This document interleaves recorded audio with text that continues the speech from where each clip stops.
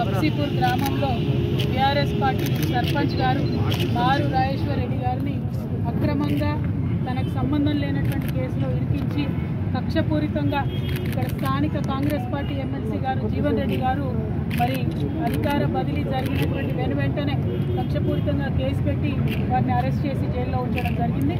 30 ఏళ్లలో జీవన్ రెడ్డి గారి హయాంలో ఎన్నడూ జరగనటువంటి అభివృద్ధి టీఆర్ఎస్ పార్టీ డాక్టర్ సంజయ్ అన్న గారు గెలిచిన తర్వాత కొప్పుల ఈశ్వరన్న గారు మినిస్టర్ అయినాక కేసీఆర్ గారు సీఎం అయినాక కప్సీపూర్ గ్రామంలో అంత అభివృద్ధి మనం చేసుకోవడం జరిగింది.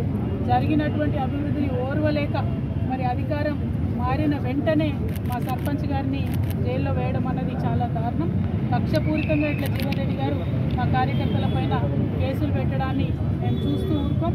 చట్టపరంగా ఎదుర్కొంటాం, వీధులలో ఎదుర్కొంటాం, అన్ని రకాలుగా కూడా ఎదుర్కొంటాం. ప్రజలకు రాజకీయంగా మీరు చేస్తున్నటువంటి అంశాలన్నింటినీ కూడా ఎప్పటికప్పుడు వివరించి చెప్తామని కూడా ఈ సందర్భంగా తెలియజేస్తా ఉన్నాం. చాలా సీనియర్ నాయకులు జీవన్ రెడ్డి గారు కాంగ్రెస్ పార్టీ అధికారంలోకి రావాలి రావాలి రావాలి అన్నారు. మరి అంతకుముందు కాంగ్రెస్ పార్టీ అధికారంలో లేనప్పుడు టీఆర్ఎస్ పార్టీ అధికారంలో ఉన్నప్పుడు ఫ్రెండ్లీ పోలీసింగ్ పేరుతోని ప్రజలను పువ్వుల్లో పెట్టుకొని చూసుకోవడం జరిగింది. ఏ పార్టీ కార్యకర్తలైనా వారి మీద రాజకీయ పరంగా మేము పోరాటం చేసినాం తప్పితే చట్టాన్ని వాడుకొని పోలీసులను వాడుకొని ఇట్లా ఎప్పుడు కక్ష తీర్చుకోలేదు.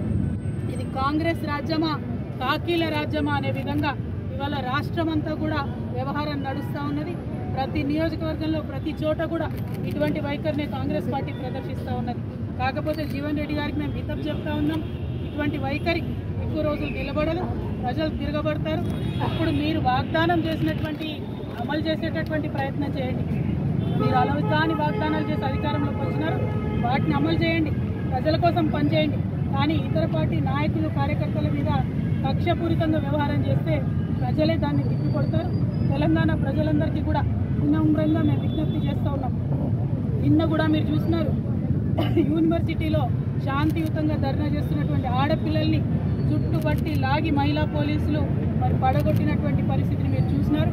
ఇట్లా పోలీసులు ఇటువరకు ఎప్పుడు కూడా తెలంగాణ రాష్ట్రంలో వ్యవహరించినటువంటి దాఖలాలు లేవు. మరి ఇవాళ కాంగ్రెస్ పార్టీ వచ్చినాక కొత్త ఒరవడి ప్రారంభమైంది.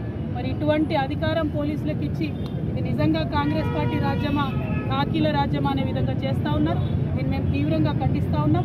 టీఆర్ఎస్ పార్టీ నాయకులు కార్యకర్తలందరూ కూడా ధైర్యంగా ఉందాం. మనం ఉద్యమాలు చేసి పోరాటాలు చేసి వచ్చినటువంటి వాళ్ళం.